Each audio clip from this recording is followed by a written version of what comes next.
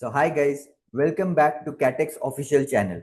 आज हम देखेंगे सीईटी 2026 का नॉर्मलाइजेशन प्रोसेस कि एमबीए सीईटी में कैसे ये नॉर्मलाइजेशन प्रोसेस इंप्लीमेंट होता है, क्या होता है ये नॉर्मलाइजेशन प्रोसेस, कब इसको यूज किया जाता है, कैसे यूज किया जाता है और what are the dos and don'ts for you to keep in mind, right. और जो भी instructions related to normalisation process होंगे वो सारे हम डिस्कस करेंगे, right? So let me just share my screen with you guys.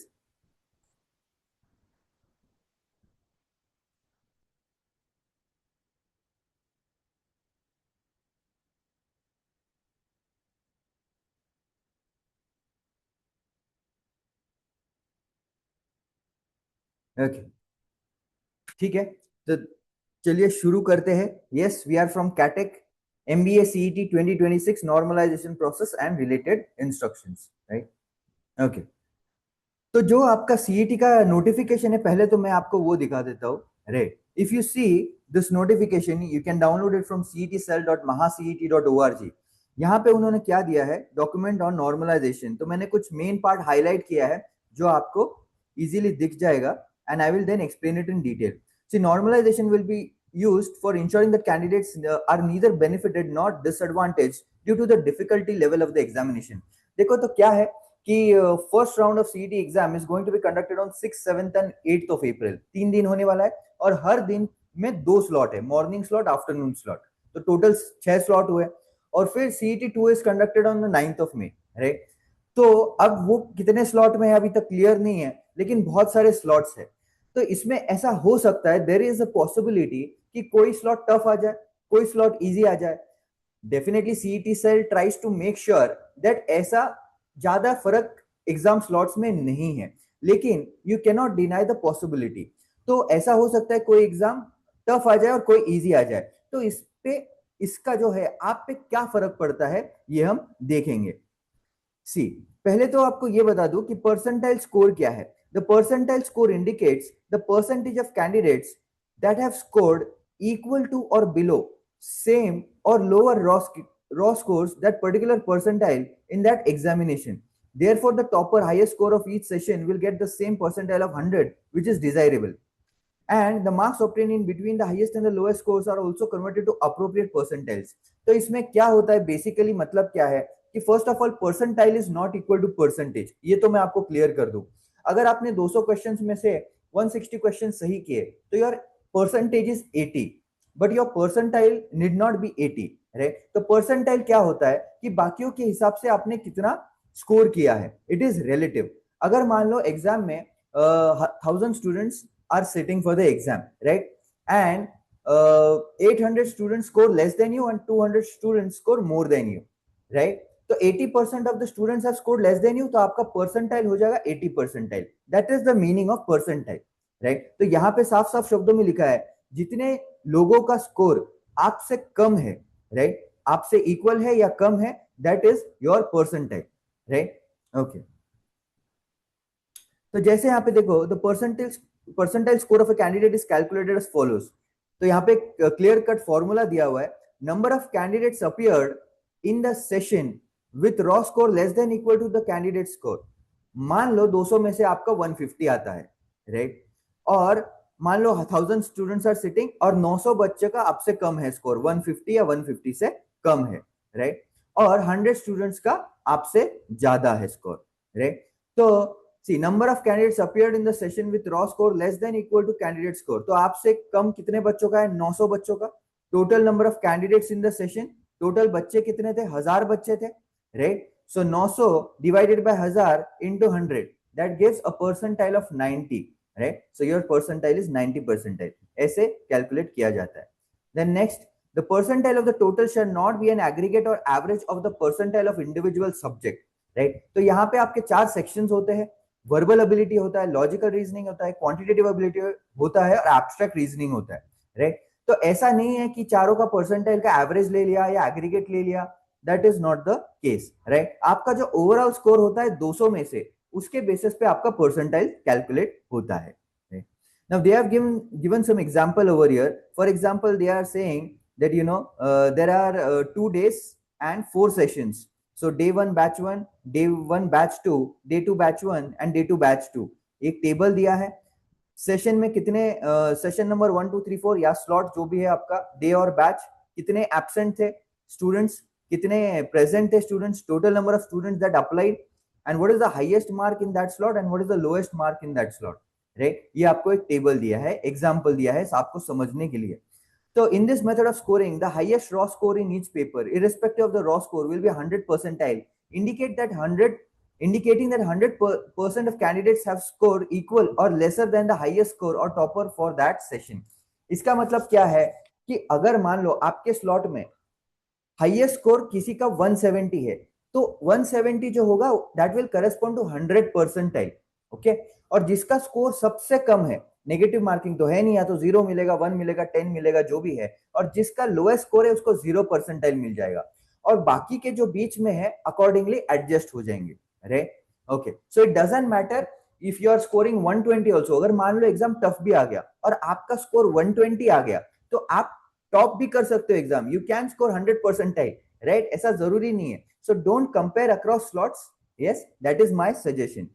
In this method of scoring, the highest raw score in each paper, this we have already done, right? Okay, so total candidates appear, highest raw score, candidates who scored equal or less than the highest raw score and percentile, ठीक है। तो मान लो जैसे यहाँ पे दिया है, बाकी के टोटल 2399 थे, 150 तो एब्सेंट थे, तो जितने प्रेजेंट हो गए उन्हीं में से आपका कैलकुलेशन होगा, दैट इज देयर, ओके। जो एब्सेंट थे उनको गिना नहीं जाएगा। सो 2299 appeared, right, and you scored more than 2249. Sorry, 2249 appeared, you scored more than 2249. 154 was the highest score. So your percentile is total number of students who have scored less than you 2249 upon total number of students that appeared 2249 into 100. तो कितना हो गया 100 percentile. Similarly यहाँ पे calculation दिया हुआ है, not needed. Step by step procedure for normalisation and preparation of percentile score. यहाँ पे स्टेप बाय स्टेप प्रोसेस दिया है। डिस्ट्रीब्यूशन ऑफ एग्जामिनीज, क्या होता है, शुरू में मान लो 1.5 लाख लोगों ने अप्लाई किया, राइट, फिर उनको चार स्लॉट में या 6 स्लॉट में डिस्ट्रीब्यूट कर दिया इक्वल नंबर्स में, मान लो 6 स्लॉट में 25,000 each, 6 slots have been made, right. फिर क्या होता है, preparation of result of each section. अब 6 स्लॉट के बच्चों ने एग्जाम दिया आपका, राइट, फिर हर एक का अपना अपना इंडिविजुअल स्कोर कैलकुलेशन होगा। फिर हर एक स्लॉट में टॉपर का score will correspond to 100 percentile, जो सबसे एट द बॉटम होगा, एट द लोएस्ट स्कोर होगा, that will correspond to 0 percentile. फिर हर स्लॉट में 0 परसेंटाइल, 20 परसेंटाइल, 50 परसेंटाइल, 100 परसेंटाइल, हर स्टूडेंट कैलकुलेट होगा, हर एक स्टूडेंट का परसेंटाइल कैलकुलेट होगा, right. That is step number 2। So preparation of results for each session. Total percentile is given by number of candidates appeared from the session with raw score equal to or less than T1 score on total number of candidates appeared in the session. तो जैसे हमने formula ऊपर देखा था into 100, right, वैसे आपका हर एक student का इंडिविजुअल परसेंटाइल कैलकुलेट होगा। फिर क्या होगा, जब 6 स्लॉट में हर एक बच्चे का परसेंटाइल कैलकुलेट हो चुका है, फिर सब स्टूडेंट्स को मर्ज कर दिया जाएगा as per their percentile score, right, as per their percentile score. So मान लो आपका स्कोर 120 भी हो सकता है, 100 भी हो सकता है, 150 भी हो सकता है, but you will be arranged according to the corresponding percentile, not the score. तो अगर मान लो आपका एग्जाम टफ आ जाता है, तो वो सबके लिए टफ है, you need not worry, you need not worry, okay. अगर आपका एग्जाम टफ है, आपका स्लॉट टफ है, सो यू शुड नॉट कंप्लेन कि सर मेरा स्लॉट टफ है, क्योंकि वो सबके लिए टफ था और आपका परसेंटाइल कैलकुलेशन तो वो बेसिस ऑफ दैट स्लॉट होगा, राइट। और अगर मान लो किसी कोई स्लॉट इजी था, राइट, तो वहां पे ऑब्वियसली बच्चे ज्यादा स्कोर करेंगे, लेकिन सबके लिए इजी होगा, तो the percentile calculation is again relative. So उससे भी फर्क नहीं पड़ेगा, राइट। लेकिन आइडियली थोड़ा सा फर्क पड़ता है, not in terms of calculations and all. लेकिन मान लो कि जैसे मान लो मैंने एवरेज पढ़ाई की है, कोई स्टूडेंट है जिसने एवरेज पढ़ाई की है, राइट। अब कोई स्टूडेंट है जिसने कुछ भी पढ़ाई नहीं की है, कोई स्टूडेंट एवरेज पढ़ाई की है, और कोई स्टूडेंट है जिसने बहुत ज्यादा पढ़ाई की है। अब जिसने बहुत ज्यादा पढ़ाई की है वो डिफिकल्ट पेपर में भी स्कोर कर सकता है, इजी पेपर में भी स्कोर कर सकता है। जिसने एवरेज पढ़ाई की है ना, तो वो डिफिकल्ट पेपर में इतना स्कोर नहीं कर पाएगा, राइट, लेकिन इजी पेपर में स्कोर कर सकता है। डिफिकल्ट पेपर में वो इतना नहीं कर पाएगा, राइट, जितना वो कर सकता था इजी पेपर में। एंड देन इजी पेपर जिन्होंने बहुत कम पढ़ाई की है, ऑब्वियस सी बात है, वो अगर इजी पेपर आता तो कम से कम स्कोर तो कर पाते, कुछ क्वेश्चन सॉल्व तो कर पाते, कुछ तो उनके मार्क्स आते। लेकिन टफ स्लॉट अगर उनके लिए आ गया तो they have no scope of scoring at all. तो परसेंटाइल तो तब कैलकुलेट होता है ना जब आपका स्कोर आता है, जब आप कुछ सॉल्व करते हो, so you should be able to solve also over there, right. तो थोड़ा सा माइनर डिफरेंस इस हिसाब से आता है, राइट, लेकिन डिफिकल्टी लेवल में इतना भी फर्क नहीं होता है। जैसे मैंने आपको 3 स्टेजेस दिए, एकदम easy, medium, tough, it is approximately, it is made sure that all the slots are of equal difficulty level, right? तो इतना आपको सोचने का जरूरत नहीं है। So compilation of total CET score, जैसे मैंने बोला, सारे स्टूडेंट्स को मर्ज करके then you will be arranged rank wise, right? यहाँ पे उन्होंने एग्जांपल दिया है वही कि 154 देखो, D1 B1 100 percentile, D1 B2 ने 157 स्कोर किया तो भी 100 परसेंटाइल, और D2 B1 ने 149 तो भी 100 परसेंटाइल, राइट। तो and all followed by their follows the previous ranking and all, right, and then you go down to 0 percentile, right। तो एक एग्जांपल दिया है, not as such needed, right। चलो चलो फिर हम लोग कंटिन्यू करते हैं। So I will explain you the further steps, and in simple way. इसका समरी मैं आपको बताता हूँ इस पीडीएफ का क्या है। देखो, MBA CET normalisation process, step 1 क्या होगा? Distribute the candidates into slots. Step 2 क्या होगा? Calculate raw score for each candidate. Step 3, calculate percentiles for each candidate, and then comes step 4, that is merge percentile scores. Merge percentile scores. अब यहाँ पे एक there is a loophole, इतना बड़ा नहीं है, बस छोटा सा है ना सी। अगर मान लो, देखो, यूजुअली जब 1.5 लाख बच्चे बैठते हैं तो यूजुअली ये नहीं होता है, लेकिन मान लो जस्ट इन केस कि आपका जो स्लॉट है, मान लो 5th स्लॉट है, एंड सारे टॉपर, सारे इंस्टीट्यूट के सारे टॉपर, सारे मेहनती लोग, सारे इंटेलिजेंट टैलेंटेड लोग मान लो आप ही के स्लॉट में आ गए, तो वो तो ज्यादा स्कोर करेंगे और आपका परसेंटाइल जो है नीचे चला जाएगा। But this is a rare scenario, क्योंकि परसेंटाइल स्लॉट वाइज कैलकुलेट हो रहा है, right. This is a rare scenario जब सारे टॉपर्स 1-2 स्लॉट में डिस्ट्रीब्यूटेड है, and the others will benefit, other slots will benefit. लेकिन this is a hypothetical scenario, hypothetical भी नहीं हो सकता है, but probability of that happening is too low, so you don't need not worry about that। then merge percentile scores and then finally produce the final merit list। yes, okay। तो data comparison in short क्या है, मैं आपको analytically बता दूं। देखो, कोई exam tough है तो हो सकता है एवरेज स्कोर टॉपर 155 पे हो, कोई एग्जाम इजी है तो यहाँ पे आप देख सकते हो ये टफ वाला टॉपर 155, इजी वाला टॉपर 165, लेकिन दोनों ने स्कोर किया 100 percentile. So both get 100 percentile, topper of each shift gets the same percentile, right? So this is graphical representation, okay। So see, that's it about the normalization process। now what are the do's and don'ts to keep in mind? don't worry कि exam tough है कि easy है, कि मेरा slot easy था, tough था, दूसरे का इजी था, ये था, वो था। you need not compare, कोई फर्क नहीं पड़ेगा, कुछ भी फर्क नहीं पड़ेगा। आपने अगर सच में पढ़ाई की है, मेहनत की है, आप टैलेंटेड हो, होशियार हो, मेहनती हो, तो जरूर आपका स्कोर आएगा। You need not worry about all these things. और नॉर्मलाइजेशन प्रोसेस, सीईटी सेल जो है आपका, they implement it really well, right. So you need not worry about all that. आप बस एग्जाम पे फोकस कीजिए, try to get the best out of yourself, right, okay.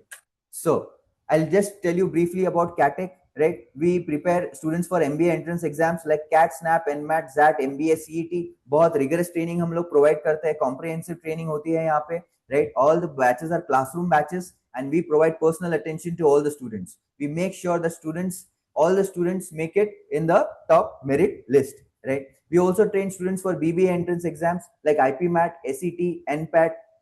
और एक चीज, जो आपका बीबीए सीईटी का एग्जाम होता है, it's not only for BBA, okay.